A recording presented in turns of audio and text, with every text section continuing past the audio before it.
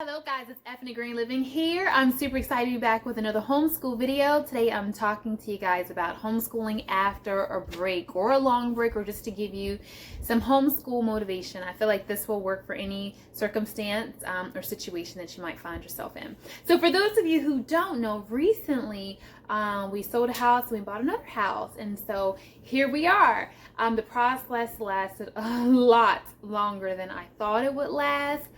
And so I did as much as I could, but I wasn't doing any extras and any frills like I like to do.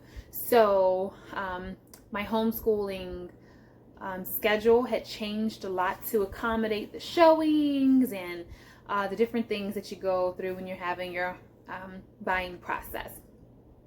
So after we moved into this house, in about 4 days, the house was completely unpacked, everything in its spot, everything straightened up. However, the homeschool was not. And it took another almost week to get the homeschool room together and the library together, because I have so many books, and we had to put the book, the IKEA Expedients, which is 25 cubes each. We had to put those together and get all the trophies together and the shelves together and just kind of get everything back in their spot and figure out how it's going to work in this space, because this space is just a little bit different than the space that we had before. So it's just a lot of moving parts to it. And so the rest of the house has been done all this time, and I'm going to be honest with you. The reason I haven't done a homeschool tour yet is because I still have another little table that just has all these random books and little things here and there that just need to be put away, and I just have not made the time to do it. So I'm going to do it. It's on my list. And then once I do that, I can do a homeschool tour. But this is what worked for us after that break and what's kind of helping me get motivated. So the first thing that we did when we moved was unpacked and cleaned everything. That way, I knew if we could get everything unpacked and cleaned, I could just focus on this and not like, oh, if I could just go wash the windows, or if I could just go sweep the floor, if I could just go unpack this and do that.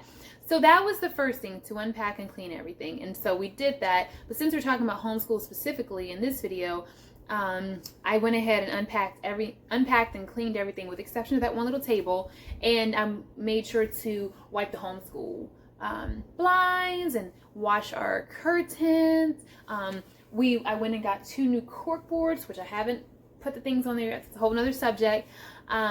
Just wiped down all the bookshelves, all the trophies, just wiped every single thing down. As we were taking books out the boxes, just wiping them down, all of that. So number 1, unpack and clean everything. Number 2, have a meeting to prepare your children ahead of time. Okay, we're about to start back.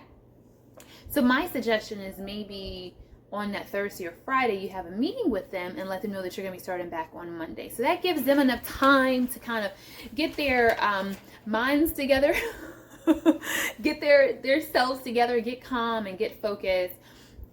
Number 3, block off your time. Limit your outings, your errands, which is not hard to do now because we're kind of all a little stuck inside. But even I've noticed with me and my gardening, I have to be very strategic about the timing in which I do that, just to make sure that I can get all the time I need to get done.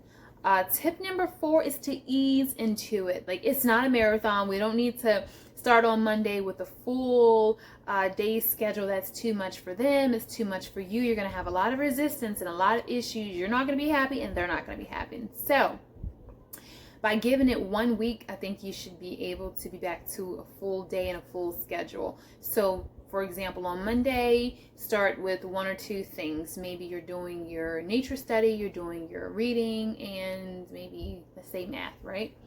Then the next day you add in English. Then the next day you add in this and you add in that. So then by the time Monday comes, you're able to just pick up the full schedule because you're already at that. Or if not, you've kind of gave yourself such a schedule in that when Monday comes, even if you're adding 3 more things, it doesn't even matter because they're already prepared and they're already ready to it. Now, what I suggest is during this time that you plan exciting meals, projects, activities, that that you do kits and projects. Look in here because that's where all my kits and projects are. And my bins are all like the hands-on manipulative. So maybe you tell them, okay, come to in front of the classroom, and today you teach us with, just pulling out the first drawer by me. You teach them with these flashcards or these president's cards. Okay, then you call the next kid. Okay, now let's see who can, guess the right amount of, things. And so you just go through your drawers or whatever you have and just let it be hands-on. Maybe they can roll a dice. Maybe they can pick popsicle sticks out. But that's number 5. And I guess going along with number 5 is just keeping everything light and fun. So lots of games, lots of hands-on, baking cookies, brownies, bread. That's a part of my day of homeschooling. I do like for us to cook or bake or help together.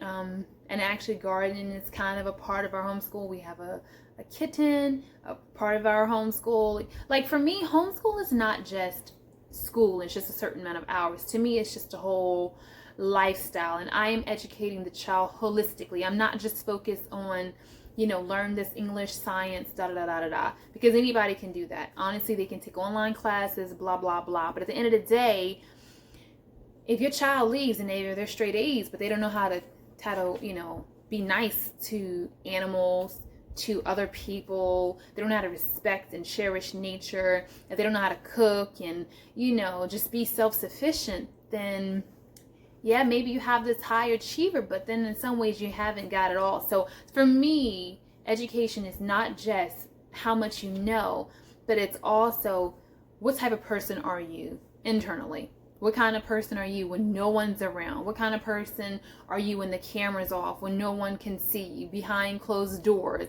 Are you a person of integrity?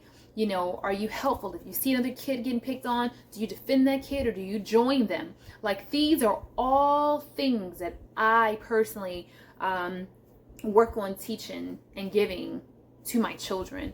How to be good stewards of money, how to not go into debt.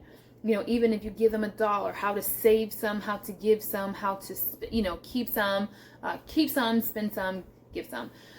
The point is, I don't want it to be fully academic, and so my day is not fully academic.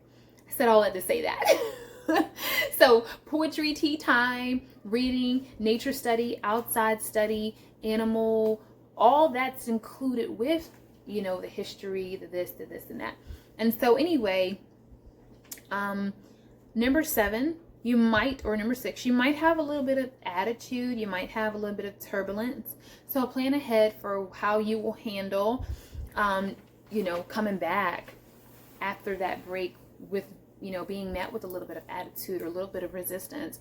Already have your plan of action on what will happen if you're met with that. But I honestly feel like if you keep it light and fun and airy, with the projects and presentations and hands-on and outside and life skill type of work for the first couple days, and just ease it on in there, I'm telling you guys, will be back smooth sailing in no time.